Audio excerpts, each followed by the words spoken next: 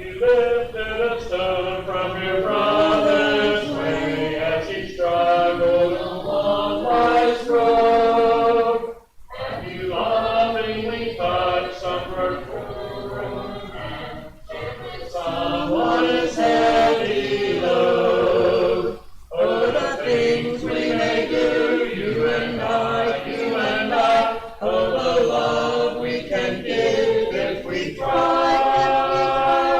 Just a word or a song as we're passing along, they will count in the great by and by, by and by. Have you spoken a word full of hope and cheer? Have you walked with a slower pace? Till the weary of heart who were stumbling on took new courage to run the race. Oh, the things we may do, you and I, oh, the love we can give if we try. Just a word or a song as we're passing along, they will count in the great by and by, by and by. Have you held up your light through the shadows dark, so that somebody else might see? Have you lived with the Christ through the long, long day, gaining many a victory? Oh, the things we may do, you and I, oh, the love we can give if we try. Just a word or a song as we're passing along, they will count in the great by and by, by and by. Father in heaven, thank you so much for all your work this day, and you can do for everything for us to be out. We do by the most blessings and everyone, and for the church, God, thank you for your word, and the Holy Spirit, God, and for your word. Thank you for the whole thing. Thank you for the church and the coach. We ask for blessings to this woman, this glad to be your will. Help us all. We look to your word. Sign like you. And Father, we pray for those who are on the sick list. And God, Father, pray for those cancers down the road like workers. For healing, for Jesus. And we pray for those who are working on the hospital. Be exhausted. Is working on that. Father, we continue to pray for our young people and all the congregation, Father, that we can find people to build find that young people to speak about this. Lord, find them people to this. If you do us, we pray for you, God, you protect us. Most of all, we'll learn your will. Good well, it's being always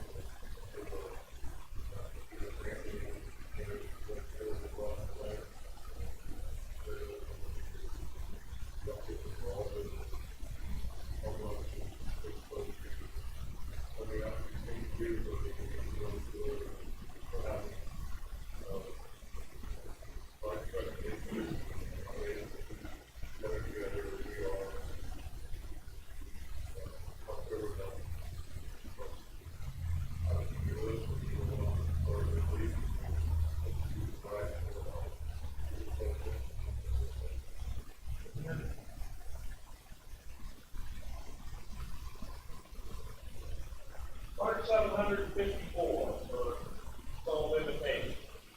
754 when Jesus comes.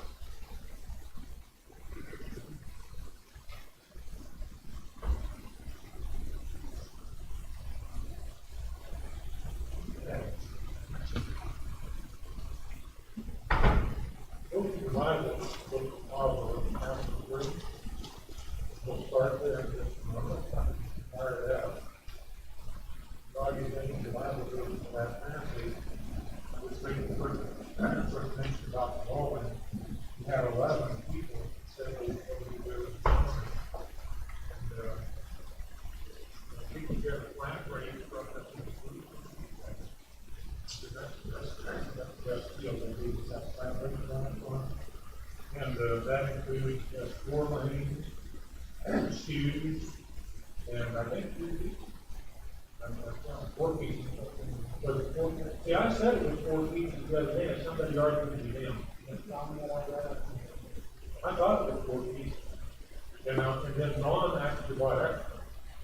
Because with 4 pieces. So I'm just thinking to say this, that we can get more people down with more America. You guys have some friends you can find. There were a number of people there the last time who were invited.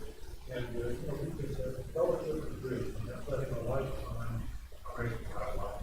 We had 30, I have to look back on my notes, we had over 30. But actually, I think there's 32 allowed. I think we have 35. Not everybody was bold. So if we don't make 35, we won't make that. Well, I don't know. I think you can pay the $200 to find a rate if you have 2 people. Then you just have to see which is best. If we only have 11 people, it might be best to pay the first. But that's really the birthday party where you're trying to have together. And so, just think about it. Downtown, we don't have a ball, and just invite people. It would be entertaining for everybody to come and see me. Well, it would have. And I was thinking that we might give an award to the person with the high score, and maybe one for the move further.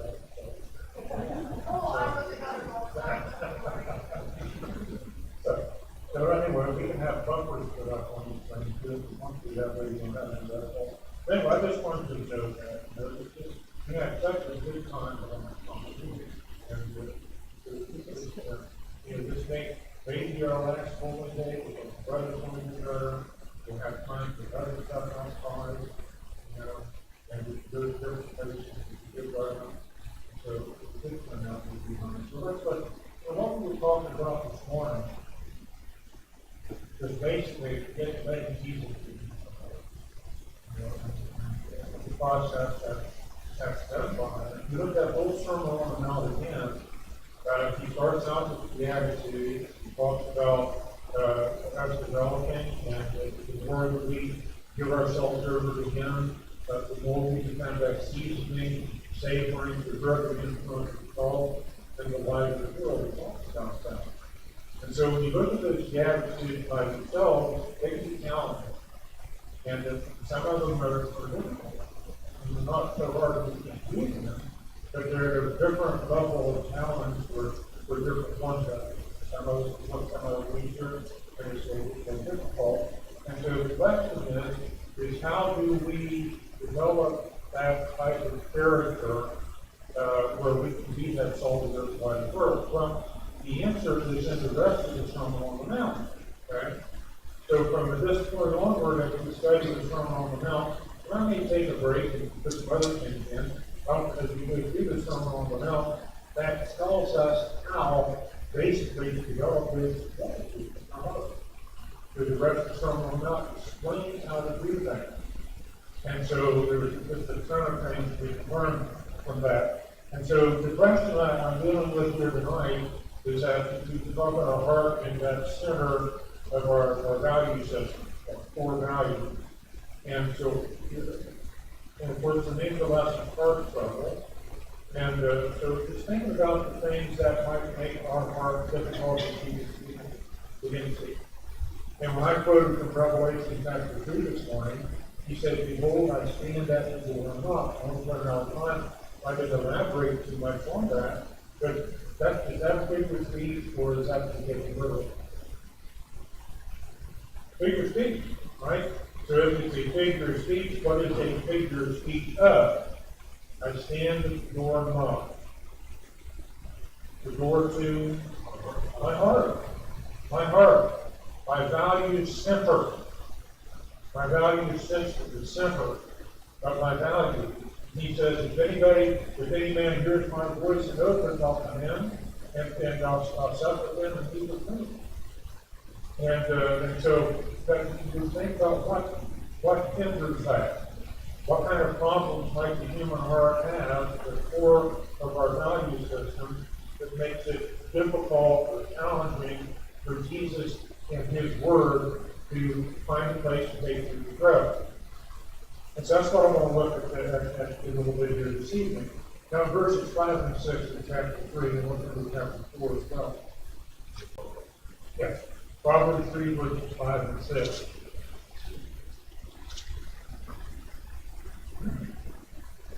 So it says, trust in the Lord with all your heart, and lean not to your own understanding.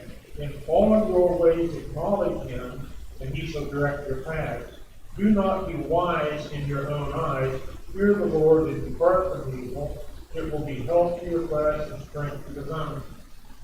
And so he gives us an indication there of what kind of a heart problem may hinder the Lord from moving in. Were you able to pick it out? Figure it out?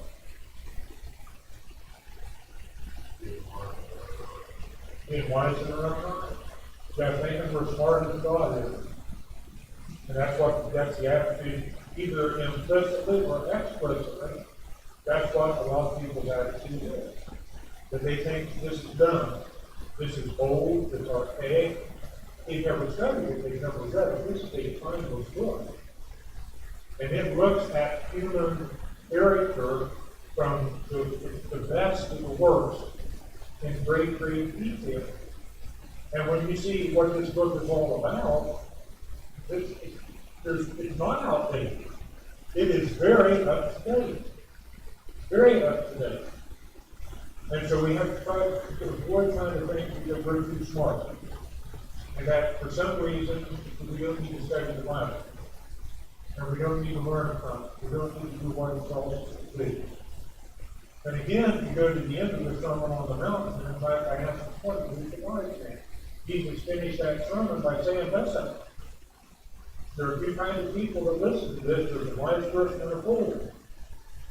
So the wise person is the one who hears my word and does them. The foolish builder is the one who hears his word and does not do it. And so we can't ever think that we're smarter or wiser. There's so many people that are bad. And it's really sickening to me to listen to people. You hear people that are highly educated in worldly systems that speak against the Bible and speak against Christ and speak against God and speak against Christians. They don't know what they're talking about. They have no idea what they're talking about. And then go over to chapter 4 with me. And I'll start reading verse number 20. Solomon is using a style of teaching in this. He's talking to his son. Okay? And so that's why some people think that this has nothing to do with females don't have to live up to Solomon. I want you guys to know that that's not true. He's using a teaching tactic here. Now, could he be talking to Rehoboam? Yeah, he probably is. But the teaching tactic is as you are addressing someone. But he's teaching us as he is addressing someone in his writing of both the book of Proverbs. Okay? So when he says, my son, just remember that's a teaching tool. He could just as easily have said, my daughter. Okay? And so starts out saying, my son, give attention to my word, incline your ear to my sayings. Do not let them depart from your eyes, keep them in the midst of your heart. For they are life to those who find them and health to all their flesh. Then he says, keep your heart with all diligence, for out of it spring the issues of life. Put away from you a deceitful mouth, put perverse lips far from you. Let your eyes look straight ahead, and your eyelids look right before you. Ponder the path of your feet, and let your ways be established. And so he gives several hints there about problems that can crop up that make the center of our heart hard to go together. Okay? And so he's talking about human purity. And this is inspired. God knows us better than we know ourselves. Okay? So when you go down through that and look at that, one of the problems is that my son gives attention to my words and kindness. That your ears my saying, do not let them depart from your eyes. Keep them in the midst of your heart, for the life of those who find them, and health to all the flesh. So what's the problem? Sometimes they don't make it the center of our heart. You always listen. No? You don't. You do it always listen, which is good. And we're talking about listening to God. Okay? Do we always remember? No, we don't. And it's getting worse for me as I want. You know, remembering things has a lot to do with repetition. And so if we repeat the things that we learn, or we keep doing the things that we do, that becomes part of who we are. It becomes how we think. Okay? So if I don't listen, and I don't listen well enough to remember, I'm making it a little bit tough. For the Lord to get to the center of my heart where He needs to be. Keep your heart without diligence. For out of it spring the issues of life. And if you go back and look at that, and the Lord was saying we got like, language studies and things like that, go back to the people of the wellspring. If you want an artesian well is, like an artesian well. You guys know what an artesian well is? You know? It is a spring of water that just gushes out of the earth and doesn't stop. And it's not like Old Faithful that's put steam and boiling hot water. This is fresh, good, sweet water. But it's an artesian well. There's water pressure down in the ground that pushes that above the surface. I don't know where there are any around here, but I do know there's some very famous ones in different parts of the world. Okay? And so it's Christ in our hearts, keeping our heart with all diligence, listening to what we're taught, doing what we're told, it becomes like that artesian well. You can't hold it in. You just can't hold it in. That's kind of like Tabitha in Acts chapter 9, that says that she was full of good works and alms deeds which she did. So where do those alms deeds come from? She was full of alms deeds. In other words, she did a lot of benevolent good work for these people, namely widows that she served harmless. So where did it come from? She was good. She was full of good works and alms deeds which she did. And the idea behind that is if you see something that's just full, how much more can you add to it? Something's going to start coming out. And so that was Tabitha. And so her heart was full of love for the Lord and love for other people. And it manifested itself in her making garments, coats for the other widows. And we go things, so how many other more people like Tabitha have their name? They don't have their name in the Bible, but their name's in the book of Life. Is that wonderful? Women who are not those people, maybe men of the same nature. And so it's our responsibility, it's a personal responsibility for us to keep our hearts, in other words, keep our hearts open to the teaching of Jesus Christ. We can't let them be hard and let them be longer, because there's several more points I want to make. Put away from you a deceitful mouth, put away perverse lips from you. That's another problem, right? When we start behaving like the people around us. And that becomes what we are.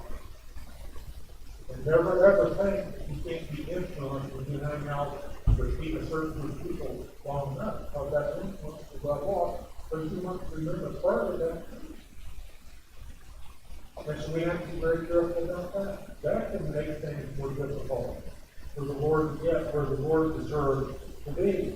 Then he said, let your eyes look straight ahead, your eyes look right before you, ponder the path of your feet, and let your ways be established. Do not turn to the right or the left, remove your foot from evil.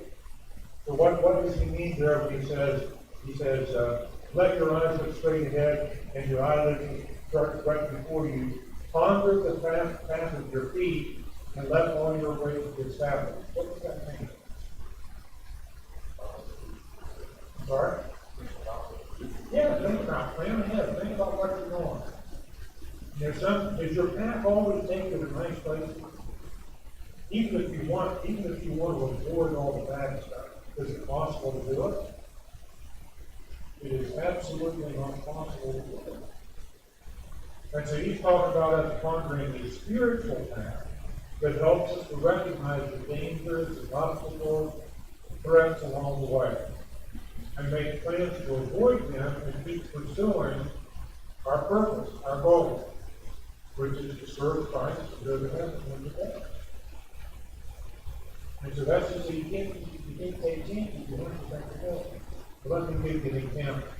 You know, sometimes when we talk to Sam before about some discussions that Sam has shared with you from the internet and so on, sometimes you can get with people face to face.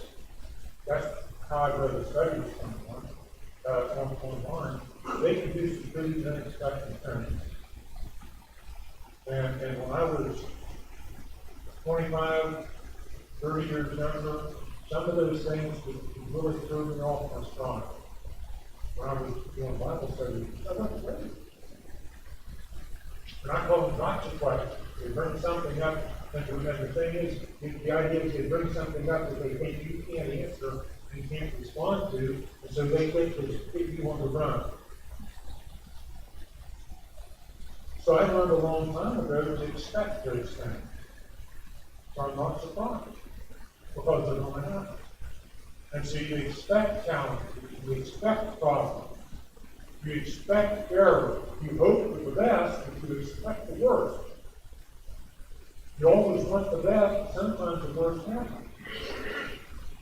But if you know that in advance, it doesn't throw you off balance to the point that you make a mess of everything. So you can just simply say something like this, you know, I got to think about this, let's make a time that we can get back to bed. You know, you have to think it over. I need some verification here. And so when you plan ahead, you can cope with these issues that had you not planned ahead and you weren't expecting something hard to happen, would throw you off base. Some of these religious groups are very good at that, especially in the local churches. And ask you lots of questions to try to throw you off base and get you on the run, get you on the defensive.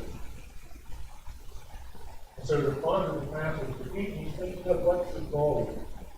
What's the goal? Can you be prepared for the question? No, but if you're not, you can get some time. And so let me go on here very, very quickly. Our heart can be deceived, Romans 16, verse 18. So Satan as such serve the Lord, this is false teachers, serve not our Lord Jesus Christ with their own belly, and by good works and fair speeches deceive the hearts of the simple. Did you notice what he said? The heart problem is deception. You listen carefully to what he said. How do they deceive the hearts of the simple? With that passage. By good words and fair speeches.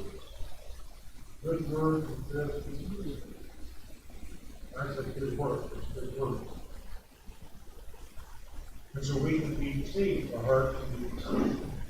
And that makes us resistant. When we embrace the deception, that makes us resistant to everything that challenges that deception.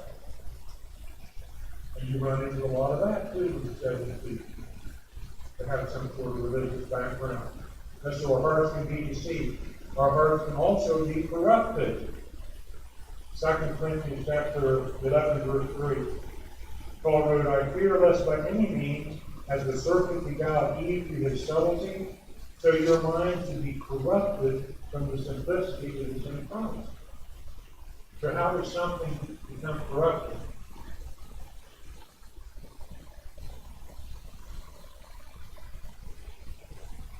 In India, you buy a little bag of maida, they call flour maida.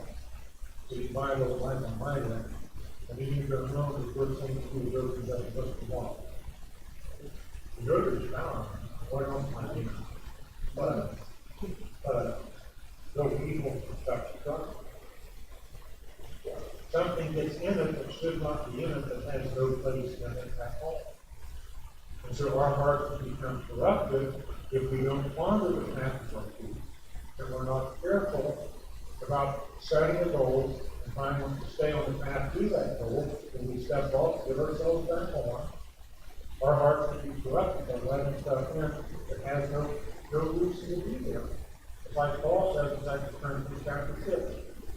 He says there's no communion between light and darkness, no darkness. So when Paul wrote to the church of Ephesus, in chapter 3 and chapter 4, he said even some of the things they say, you don't repeat them. They're that bad. And if you let your door of your heart open a crack, the devil's going to see it. So we don't have to be on guard. When you find that word line, those about seeking whom he may devour. So we have to be careful not to let our hearts be corrupted. And then the last point, our hearts can become hardened. That's when it really, really becomes difficult for the Lord to get through. He is often called refer to stiff-necked and uncircumcised. The book of Hebrews calls them hardened hearts. And so what hardens our hearts in? It keeps us standing and knocking at that door, doing talk, or feeling locked. Or if we do, we just want to go away. Don't want to hear it. So how does our heart become hardened then? We get stubborn. We kind of like the way things are going. We don't want to listen to God's word. Maybe something bad happens to us, we blame on God. Can't blame bad things on God, and how we can do it. Sometimes people have a bad experience in the church, not because of the church, but because maybe some people in the church. Then they get mad at the church as a whole, and they write off the whole church as our little sister. And their heart becomes hard, and you can't talk to them. I have talked to people, not maybe just one person since I've been in this particular area, but in other places, who tell me I'm never going to go back to that church. I never felt welcome there, and I'll never go back to the church of Christ. I'm done.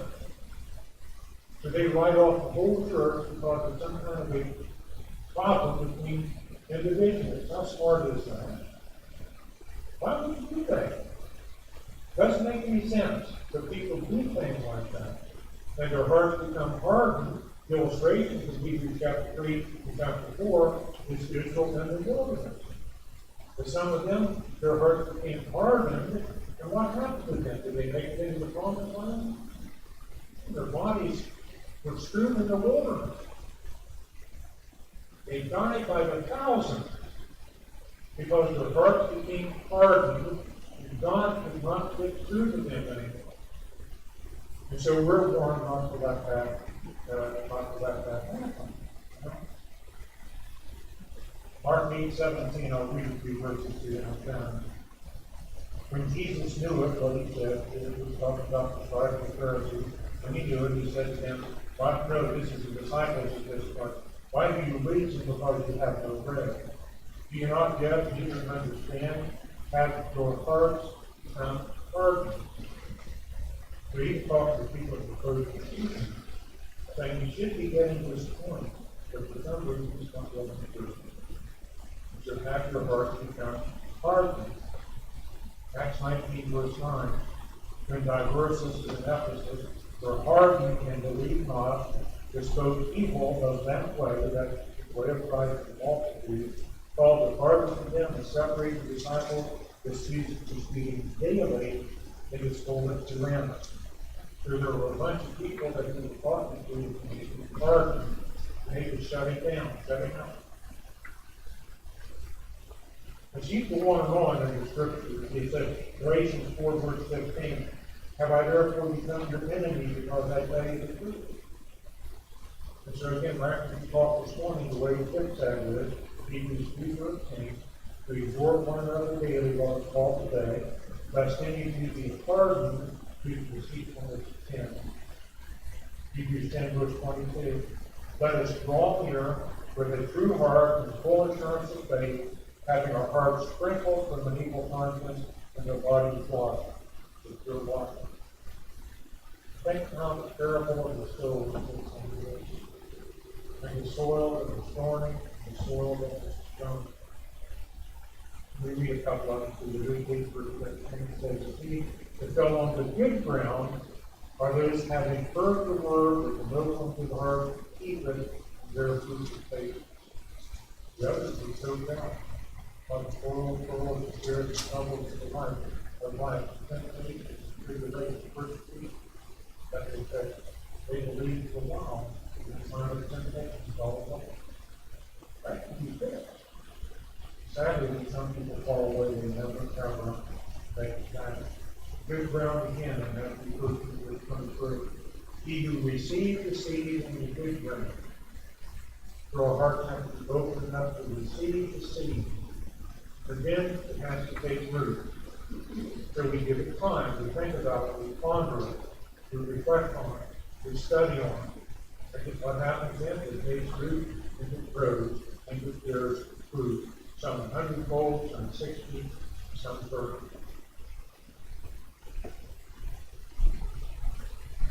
I don't know what else to say, other than the fact that our hearts are made to the Lord Jesus to have a place for Him. And He gets in our heart, and in our heart, when we learn to love and live and do as He calls us to do. And the more He gets in, the better off we are. First, I'll be the first one to say, don't take it down and along the way. Because the world is all between Him and counting when we fall. Jesus is saying, you can come to me, I'll help you take care of it. So we don't want to have heart problems. I encourage anybody who's here tonight, not a Christian, this is the best night of your life. Because you have the time, you have the opportunity, you have the water, you're ready to serve in any way you can.